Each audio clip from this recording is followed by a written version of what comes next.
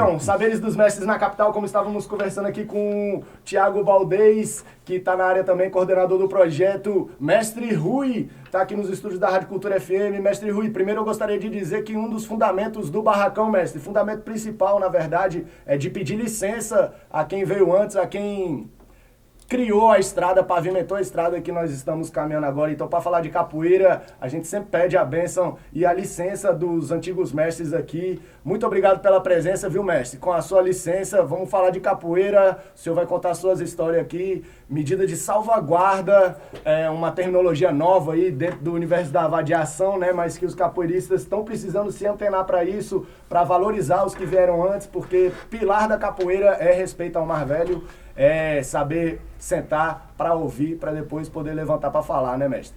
Então, muito obrigado pela presença, mestre Rui, no barracão. Salve sua força, viu, mestre? Fica à vontade. Bem, em primeiro lugar, então, eu peço licença e a bênção dos passados, né, dos que aqui vieram antes. E quero dizer também do meu agradecimento ao Valdez, ao Miojo, ao mestre Rizomar, que aqui está presente, veio me acompanhar e me ajudar aqui nessa jornada. Quero dizer que eu sou o precursor da capoeira em Planaltina, porque pouco antes, já havia alguém que tocou alguma coisa lá, mas que não foi adiante, né? E aí cheguei e, com autorização do meu mestre, juntamente com um mano de coração meu, que é o Jorge Ivan, nós começamos esse trabalho lá. Nos idos de 1970, 72, 69, 72, por aí, assim que eu mudei para Planaltina. E lá nós começamos esse trabalho e foi alongando, né? Assim, entre trancos e barrancos, conseguimos elevar até os dias de hoje, né? Mestre Rui, só para a gente entender, assim, ir construindo essa história da capoeira em Planaltina, a sua história da capoeira, o senhor foi o precursor lá, mas com quem o senhor aprendeu? Onde o senhor aprendeu? O senhor poderia fazer um histórico assim, dessa parte anterior ao processo de ensinar, né? Mas quem ensinou para o senhor? Essas bases aí vieram de onde? Bem, eu comecei, o primeiro contato que eu tive com a capoeira foi aproximadamente aos 6 anos de idade. Já em Brasília, no DF? Não, isso em São Paulo. Havia uns filhos de um padrinho meu, que eles, logicamente, eles vinham o pai treinar, e aí nós nos encontrávamos nos lotes vazios, nos terrenos baldios, né? E ali eles passavam alguma coisa para mim. Mas isso aí foi assim, uma coisa, foi onde eu aprendi, por exemplo, o famoso corta-capim, ou a rasteira baiana. A primeira coisa que eu aprendi. São Paulo capital mesmo? São Paulo capital. A gente morava ali na Vila Santa Catarina. E essa capoeira deles vinha de dentro de casa mesmo ou tinha um nome de referência assim? Antes? Não tinha nome. Inclusive era muito escondido, né? Era um troço... ninguém sabia, né? Então eu acho que esses meninos viam o pai treinar e por ali a gente começou a treinar, a brincar, a jogar pernada, vamos dizer assim, né? Sim. Que eles também não sabiam. A tiririca. Pra ensinar. Exato, é por aí. Eles também não sabiam a capoeira. E daí eu perdi o contato com a capoeira e passamos muitos anos. Posteriormente eu me mudei aqui para Brasília, né, em 1964, chegando aqui. Em 66 nós nos mudamos ali para 414, 415, que não era uma quadra só, era 414/15 no começo, né? Era o bloco 11, hoje é o bloco 1, um prédiozinho daqueles baixinhos de 3 andares, e em frente tinha o Senai, que é o Serviço Nacional de Aprendizagem Industrial, onde eu fazia um curso lá de mecânico de manutenção, a mecânica geral. E dali a gente brincava num lugar lá, uma tal de Areinha, inclusive o mestre Paulão contemporâneo dessa época, a gente brincava junto lá. Então a gente jogava uma pernada lá.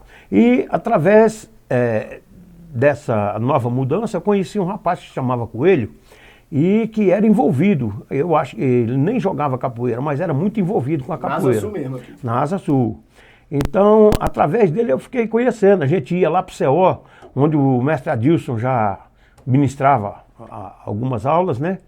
E aí eu fiquei conhecendo a capoeira e aquilo despertou muito na gente a capoeiragem, né? Mas isso é com 14, 15 anos. E por aí foi. E depois disso eu conheci esse Jorge Ivan, que me apresentou o mestre Sabu, e daí nós deslanchamos, né? Comecei treinando com o mestre Sabu, aos finais de semana aqui na torre de televisão, e daí me migrei para Goiânia, onde passava a semana em Goiânia.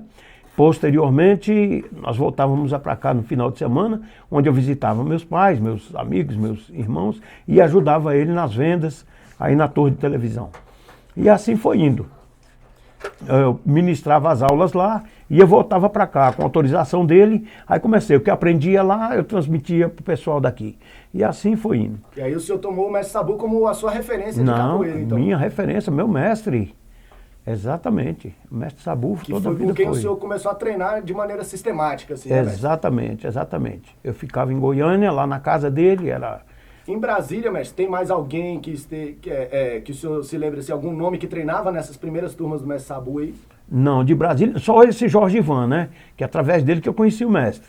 Então, o Jorge Ivan, hoje, infelizmente, ele abandonou a capoeira há muitos anos, mas através dele, eu agradeço muito a ele, inclusive, por ter me apresentado ao mestre, né? O mestre Sabu. E aí só ficou o senhor, então, como herdeiro do mestre Sabu? Aqui em Brasília, sim. No princípio, sim. Hoje nós já temos aqui o mestre Pena Branca, lá em Formosa. Temos... aqui em Brasília, acho que é só, se não me engano. E aí, isso o senhor já estava morando em Planaltina, quando o senhor volta de Goiânia? Aí o senhor estava morando em Goiânia e vinha para cá na Torre de TV. Foi o começo da Roda da Torre esse? Foi, sim, exatamente. Quando o mestre Sabu inaugurou a Roda da Torre, lá estávamos, né? Tinha a feira hippie lá na época? Exatamente. Entendi. E aí, a partir daí, o senhor começou a dar aulas, então? Exato. Em situações muito precárias, em Goiânia, né? Que o senhor falou? Não, em Goiânia eu não dava aula. Em Goiânia eu treinava, né? Ah, sim. Eu só treinava em Goiânia e o que eu aprendia lá eu repassava para o pessoal daqui. E, a princípio, em situações muito precárias, porque era nas quadras naquelas quadrazinhas que eles faziam, né? Às vezes na areia, tinha um lugar inclusive lá, uma tal de areinha, que a gente ia treinar saltos e tal, que era um terreno bem macio. Isso lá em Planaltina? Em Planaltina, sim. Bem na chácara do seu Dodô, saudoso Dodô. E daí a gente treinava saltos e tal, ornamentais, aquelas coisas todas. E posteriormente montamos um grupo que foi inaugurado em 1979, que foi o CISP, que nem era CISP C de capoeira, C de clube, porque haviam várias modalidades, né? Então era Clube de Integração Social de Planaltina. Isso já em 79, que eu já tinha formado. Já vinha trabalhando há algum tempo. Já havia formado mestre em 79, que eu formei em 78. E minha formatura foi um tanto assim, vamos dizer, não sei nem como é que eu digo, mas foi uma coisa ilógica. Eu treinava com o mestre, aí um dia ele me deu uma corda verde e amarela, uma cordinha de seda, muito bonita por sinal. Ele falou, olha, usa essa aí. Então, fiquei com uma corda verde e amarela na cintura. Mas, como a capoeira de Angola é assim, que a formação era Angola, né? Nunca teve um padrão assim, exceção do mestre Sabu, que usava as cordas, né? Mas nós nunca ligamos muito para isso, né? E quando foi em 78, em dezembro de 78, aí ele me comprou com uma corda vermelha que se vende nas casas de Umbanda, com aquele capuchinho, né? E me presenteou essa corda. Falou, ó, você pode usar essa aí, agora você é mestre. Falei, ué. Qual era a cor dessa aí, mestre? Vermelha, corda vermelha. E a partir daí assumi. Por mestre Sabu mesmo. Por mestre Sabu. Isso foi que ano? 78, 1978.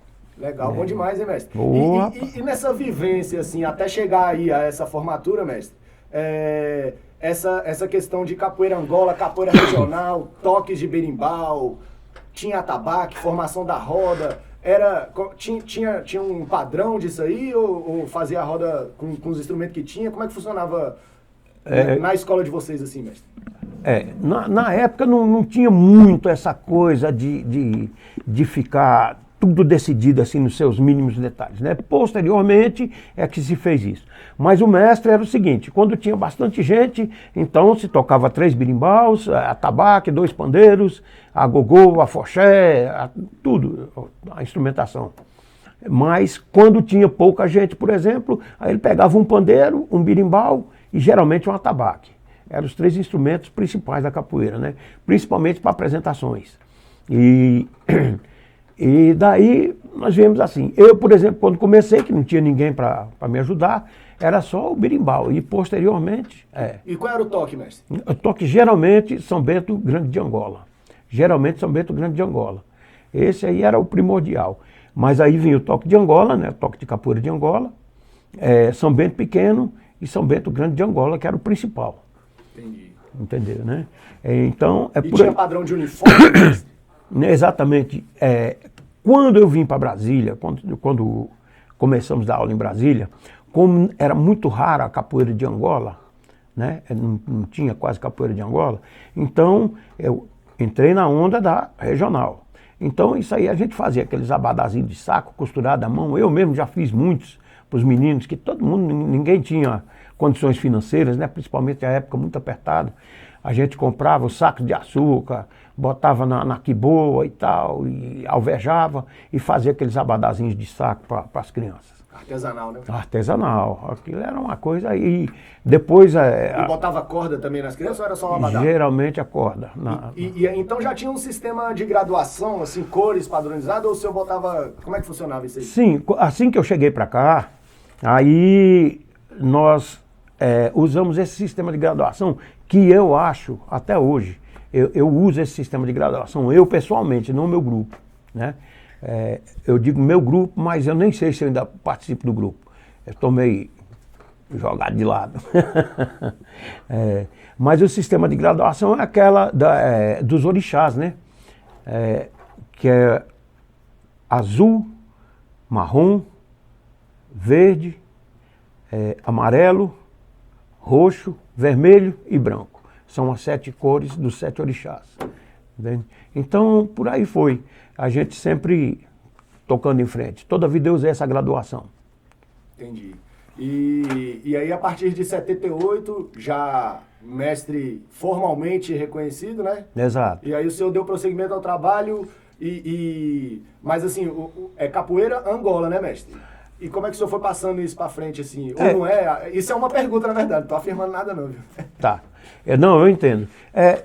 Eu particularmente, na verdade, eu não tenho essa distinção, muito essa distinção não. De capoeira de Angola para capoeira regional. Eu não tenho. Capoeira é capoeira. Você joga, entra na roda e joga, toca de acordo com o que tá rolando, né? Eu particularmente, né? Isso não tem. Mas a minha formação de bateria, por exemplo, eu gosto da formação da capoeira de Angola, que são os 3 birimbaus, os 8 instrumentos, né, principais. Sim. Né? Então, é isso. Não, mas a partir daí o senhor foi criando um sistema, aula sistemática, o senhor tinha turmas, como é que funcionou isso aí? Ou foi vivenciando a capoeira, mestre? Conta a sua vivência a partir daí, já como mestre, então, reconhecido. Então, em 1979, já tinha um trabalho feito, né, há muito tempo, nesse tempo todo, desde 70, 71, por aí, eu vinha ministrando as aulas, né, para os meninos lá de Planaltina. Aí, a partir daí, eu tinha um trabalho grande. Em 1979, para você ter uma ideia, eu já havia graduado alguns meninos, os melhores, né, os que se desenvolviam mais rápido, então eu já tinha até professor, né? Mas eu fiz o primeiro batizado em 1979, onde... Um ano depois, né, da formatura. Sim. Um ano depois da formatura. Esse foi o primeiro batizado oficial, né, lá no CISP. Então foi uma festa muito bonita, eu tinha muitos alunos, tinha para mais de 80 alunos. Então estiveram presentes lá o saudoso mestre Gato, mestre Adilson, mestre Pombo de Ouro, mestre Paulão, mestre Chibata, estavam todos, a galera foi em peso. Infelizmente o mestre Hélio Tabosa não pôde ir porque ele estava num outro evento. Mas o pessoal foi, o pessoal das antigas aí. E os alunos, mestre, deu continuidade? Os alunos que foram se formando, o senhor poderia ir lembrando esses nomes, assim? Aonde eles estavam, aonde eles estão, de repente? Rapaz, esse negócio é meio sério, viu? Muitos abandonaram. Mas não é brincadeira não, mestre. Não. O Tião Cândido, por exemplo, hoje é um músico, né, formado pela UNB, ele toca nas noites em Brasília, Sebastião Cândido. meu pupilo, jogava muito a capoeira. Tinha o Zé Feitosa, que jogava um absurdo, esse já embarcou, Papai do Céu levou. Ari Feitosa hoje também é músico, ele toca através da capoeira, né, dos ensinamentos, ele hoje é percussionista, um dos melhores também. E tem Hélio, hoje é empresário, tem o Cícero, que também já faleceu, muita gente, é difícil de lembrar. Vanderlei, que é funcionário da administração, e tem o mestre Alcides, que foi o único mestre que eu formei. Nessa minha batalha toda, eu só formei um mestre, que foi o mestre Alcides, e ele é vivo, e hoje à tarde ele deve comparecer aí na roda. Antes da gente contar, então, falar sobre o mestre Alcides e essa continuidade do trabalho, mestre, o senhor falou aí de um aluno que através da capoeira foi parar na música, né? E é muito interessante para o ouvinte perceber também, principalmente quem não é da capoeira, porque quem é, com certeza vai percebendo na vivência e descobrindo as potencialidades da capoeira, né? Mas assim como da capoeira pode vir o caminho da música, pode ir também o caminho do circo, pode ir o caminho das artes cênicas, pode ir o caminho da educação física, né? Pode vir o caminho marcial, da luta, do ringue, né? São várias... É um leque de possibilidades que a capoeira apresenta pro aprendiz, né, mestre? Vamos dizer que a capoeira é o olho d'água, né? E aí ele vai se expandir, né? Aí tem vários leques, você pode... várias vertentes, né? Você pode ir para onde você quiser, que a capoeira te dá essa possibilidade. Né? Estudando história, sociologia. Inclusive, tem gente que faz, por exemplo, o TCC, né? Baseado na capoeira, na música, no samba de roda, no maculelê, num projeto, entendeu? Muitas e muitas pessoas eu conheço que fazem o TCC, eu trabalho de conclusão de curso, né? Através da capoeira. Maravilha. Agora, mestre, retomando aqui essa história da capoeira, muito se fala sobre linhagem, né, mestre? Mas a linhagem é uma coisa difícil de determinar, né? Porque a gente vai aprendendo no caminho com muitas referências, né? E aí vamos filtrando isso na vivência, não só na capoeira, na vida é assim, né, mestre? A gente aprende a ser dentro de casa, mas vai aprendendo coisas também fora de casa. E o senhor falou do aluno que o senhor formou, que foi o único mestre, que é o mestre Alcides, que teve uma história de... São muitas histórias também, né, mestre Alcides? Tem um mestre também que tem um trabalho também construiu ao longo da jornada também um trabalho de muito fundamento, né, mestre? É verdade. E o senhor... E falando desse contato, desse convívio, desse prosseguimento aí a partir dos anos 80, frequentando rodas, frequentando a capoeira, o senhor vivenciou muitas mudanças na capoeira, né, mestre? Com certeza nessa época dos anos 70, a capoeira dos anos 80, toda aquela questão de violência de roda batizado que veio vindo para os anos 90, e tudo também que não é muito falado também, porque se fala muito da violência, mas tem muitos aspectos positivos também para ser falados, né? E hoje em dia, graças a Deus, é até difícil falar de encontrar coisas ruins para falar da capoeira praticada hoje, essa capoeira que está no mundo aí, né? Que está capilarizada desde das periferias em toda a rua até as grandes capitais do mundo aí, né, mestre? Londres, Moscou, vou falar de Tóquio, o mundo inteiro tem capoeira. Como o senhor viu essa expansão da capoeira, esse crescimento, esse amadurecimento, os caminhos que a capoeira tomou? Fala um pouquinho sobre isso, mestre. A sua visão mesmo da capoeira ao passar dos anos. Bem, então vamos começar pelo que você começou, que é a linhagem, né? Minha linhagem da capoeira, eu posso dizer que, por informações, claro e evidente, vem do mestre Aberrê, depois Caiçara, depois Sabu, depois eu, depois Alcides, depois o Alcides formou vários mestres, ele tem vários mestres formados, inclusive no exterior, tem mestres que estão no exterior que são formados por ele. Temos exemplo disso, né? Acho que um dos maiores exemplos, o mestre Umoy, que se não me engano ele está na Alemanha, um negócio assim. E de lá o mestre Umoy já formou vários mestres que estão espalhados também pelo mundo. Quanto à prática da capoeira, a violência na prática da capoeira, eu vivia muito triste antigamente por conta disso. Porque nós começamos um grupinho em Planaltina, esse grupinho foi crescendo e virou uma escola de capoeira. Daí outras pessoas chegaram e formaram, cada um formou um grupo, e esses grupos eram, vamos dizer, rivais uns dos outros. Eles não tinham aquela conotação de amizade. Aonde estava um negócio, o cara chegava e queria quebrar. E isso me deixou muito triste, inclusive eu joguei a toalha por uns tempos, viu? Eu confesso que abandonei a arte muito triste, porque eu queria ver aquilo unido, e é o que está acontecendo hoje, o pessoal está se unindo, o pessoal já está mais, né, consciente de que não é aquela guerra. E quanto à disseminação... Você lembra a data disso aí, mestre? Não exatamente. Esse afastamento, assim? Por volta de 81, aproximadamente, 1981. 80, 81, foi logo depois da formatura. Já tinha tanta violência assim, mestre? Já, na época era cruel, era terrível. Na época, principalmente. Agora não, agora tá um céu, rapaz. Vai todo mundo unido aí na capoeira. De vez em quando tem um... E quando o senhor resolve ir reaproximar da capoeira, provavelmente foi um processo que aconteceu naturalmente, né, mestre? Vai reencontrando um amigo ou outro, como é que foi esse processo aí? Foi, mas através, principalmente, do mestre Paulo César. Mestre Paulo César que praticamente me puxou de volta para a capoeira. E, inclusive, eu debilitado, né, porque tem que ficar bem claro uma coisa. Em 1979, realmente, depois da formatura, eu com o mestre Sabu, nós fazendo uma filmagem para uns norte-americanos ali na torre de televisão, nós estávamos saltando, né, que chama palhaço, né, o flic-flac, fazendo palhaço. No 16º salto, eu machuquei meu ombro esquerdo. A cabeça do número veio parar aqui no meio das costas. Foi uma pancada muito firme. 16º salto, já cansado e tal. E aí, hospital e cirurgia. O caminho foi esse. E nunca mais ficou bom. Esse trem nunca mais prestou. E depois desse aqui, acho que por forçar o direito também teve um problema aqui e eu estou até hoje. Eu não fiz cirurgia nem nada, mas tá. Perdão.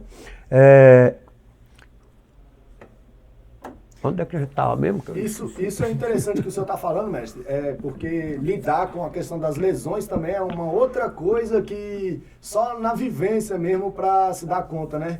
Thiago Valdez mesmo fez uma cirurgia no pé no ano passado, né, meu velho? Graças a Deus a recuperação foi plena, mas são muitos os exemplos que a gente tem na capoeira, né, mestre? Dessas lesões e a volta... E o tratamento, e a cabeça como fica nessa história, né, mestre? Porque vai muito da época que você está vivendo dentro da arte, até mesmo na própria vida, né, mestre? Como é que anda a vida, encontrar esse equilíbrio, além de encontrar o equilíbrio entre distribuir o tempo entre capoeira, a família, os afazeres, o trabalho e tal, para conseguir estar presente na capoeira, né, mestre? Lidar com essa questão também é muito complicado, né, mestre? É verdade. Então, voltando à ponta da meada lá, né? Sim. Eu me acidentei e a partir daí você tem que se afastar um pouco, né? Eu realmente me afastei e nunca mais eu tive condições de jogar a capoeira que eu jogava. E aí o senhor deixou um aluno mais velho dando aula, mestre? O trabalho continuou? Continuou. Com o mestre Alcides, por exemplo, que na época era professor. O mestre Alcides tomou conta da turma, depois o mestre Alcides se mudou para a Planaltina de Goiás, aí ficou o Vanderlei, o Hélio, Nicanor, o pessoal ficava se revezando ali, né?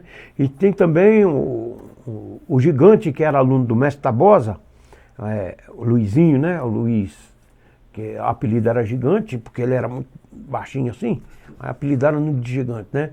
E ele me dava uma força muito grande, principalmente quando eu não estava em condições, né, em Planaltina de dar aula, é ele que segurava a barra. Ele era a corda, acho que a terceira corda do mestre Tabosa. E depois enveredou por um caminho aí incerto, que eu não sei. Mas ele me ajudou muito, tenho que agradecer. Mas o senhor está falando dessa reaproximação com a capoeira? Não, isso antes da reaproximação. Eu voltei um pouco no tempo.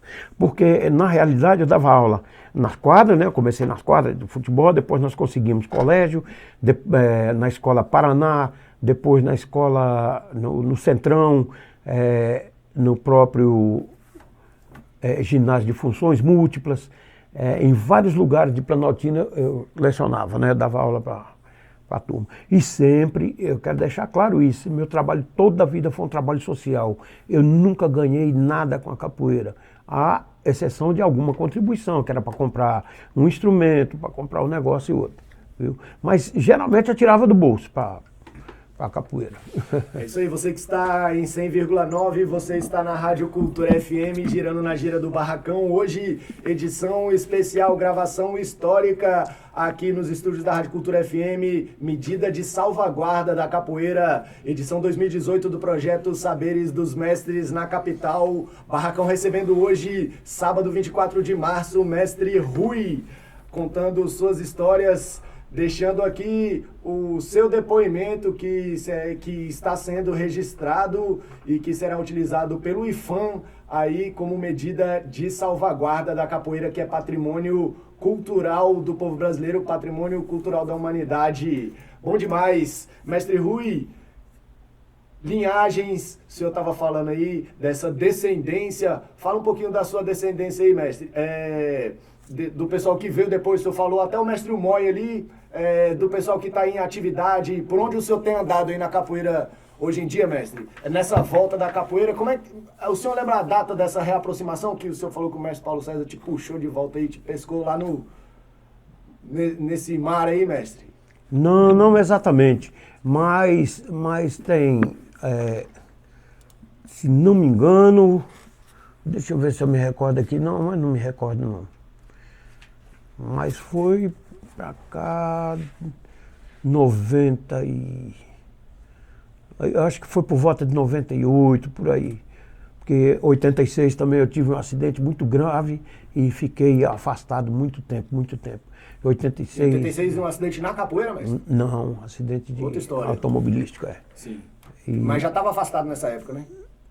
Não, eu continuava na capoeira, só que assim, né? Uma vez, esporadicamente, aparecia e tal. Eu estava mexendo com negócios na época, na realidade, uma fabriqueta lá. E aí eu estava de moto e acertei um carro lá. O carro ficou na minha frente, ele se lascou. Não, mas é por aí. Aí, no final dos anos 90, o senhor foi voltando para a atividade de capoeira, mestre? Jogando, tocando, frequentando. Na época eu me envolvi assim com a coisa. Depois do acidente, eu fiquei muito debilitado e aí eu fiquei muito largado, vamos dizer assim, né? Muito largado, e entrei numa vida meio escusa aí através do álcool e fiquei meio debilitado. E o mestre Paulo César foi lá e me resgatou, vamos dizer assim, né? Ele teve também o Carlinho Calói, que foi de grande importância na minha vida, que era do Grupo Cabala de Sobradinho.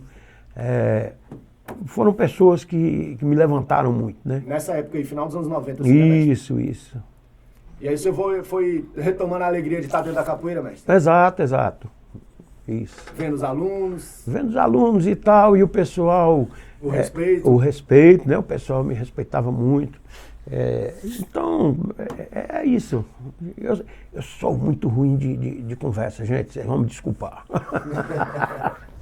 Mestre Rui aqui no Barracão, mais tarde, 17 horas, roda da igrejinha. Daqui a pouquinho aqui nos estúdios da Rádio Cultura FM, vamos fazer o registro musical aí, dessa tradição musical que o mestre Rui colocou aqui pra gente. São Bento Grande de Angola, né, mestre? Toque de Angola, São Bento Pequeno. São as tradições angoleiras mesmo do mestre Sabu, né? Mestre Sabu era baiano, mestre? Não, mestre Sabu era goiano. Mas aprendeu na Bahia? O senhor falou de mestre Caiçara, né? Isso. Ele, desde criança, né, convivia no terreiro de Capoeira Menino Jesus, em Salvador, que é o terreiro do mestre Caiçara. Ele morou lá, então? Morou lá.